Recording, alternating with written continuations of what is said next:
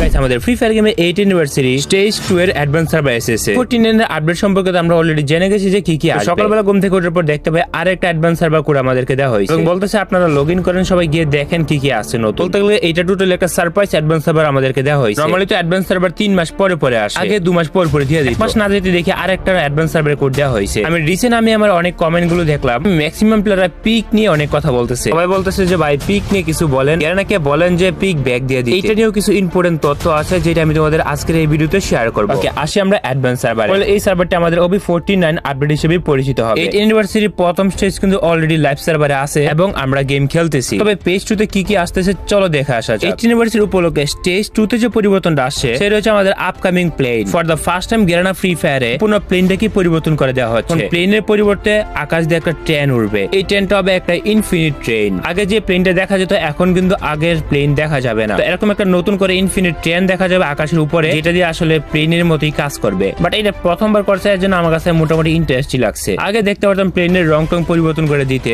এখন কিন্তু পুরো প্লেনটাকে পরিবর্তন করে দিছে। এটা হচ্ছে আমাদের একটা প্রথম পরিবর্তন। ওকে, নাম্বার 2 তে যে পরিবর্তনটা আসে, তুমি যখনই ল্যান্ড করবে আকাশের উপর থেকে তুমি দেখতে পারবা ইয়ারড্রপের মতো কিছু একটা আছে উপরে। এখানে শো করতেছে 8 অ্যানিভার্সারি উপলক্ষে কি কি আসবে গেমে। ইউলো ক্রিমিনাল আসবে, কোবরা বান্ডেল আসবে এবং প্যাট এবং এয়ারশিপের মতো কিছু একটা দেখা যাইতেছে। যাই হোক, এটা হচ্ছে আমাদের একটা আপকামিং সময়ের স্টেশন। তো এই স্টেশনটার আসলে কাজ কি? ওবি 14 অ্যাডভান্স সার্ভার কিন্তু এটা দেখতে পাই নাই। আমাদেরকে নতুন করে যে সার্ভারটা দিয়েছে এই সার্ভারে কিন্তু এই একটা স্টেশন দেখা যাইতেছে। এখানে অনেকগুলো ডিফারেন্ট কাজ আছে। একটা নির্দিষ্ট সময় এখানে একটা ট্রেন আসবে, ওই ট্রেনে করে আমরা আকাশের উপরে চলে যেতে পারবো। বাই দ্য ওয়ে, এখানে যদি তোমরা একটু মিনি ম্যাপের মধ্যে খেয়াল করো, ট্রেন অ্যারাইভিং সুন, তার মানে হইতেছে ট্রেনটি খুব তাড়াতাড়ি এখানে আসবে। এই ট্রেন আসার জন্য আমাদের 30 সেকেন্ড পর্যন্ত অপেক্ষা করতে হবে। ট্রেন দিয়ে আমরা চলে যাবো আকাশের উপরে। সম্পূর্ণ ম্যাপের দিকে তাকালে একটু বুঝতে পারবা প্রায় 5 থেকে 6টা জায়গার মধ্যে এই ট্রেন স্টেশন গুলো দেখা পাওয়া যাবে। এই জায়গাগুলোর মধ্যে তুমি এই স্টেশনের মাধ্যমে এক জায়গা থেকে অন্য জায়গায় চলে যেতে পারবে। দেখতে পারতেছো ট্রেন আসার আর মাত্র 10 সেকেন্ড বাকি। বলতে বলতে দেখো আমাদের ট্রেন এখানে অলরেডি আইসা পড়ছে। তবে কথা হইতাছে এই ট্রেনে কিভাবে এন্টার করবে। তোমাকে ট্রেনের সামনে আসতে হবে এবং মিনি ম্যাপের মধ্যে তাকাও যে আমাদের ট্রেনটি 5 থেকে 7 সেকেন্ডের মধ্যে ছেড়ে যাবে।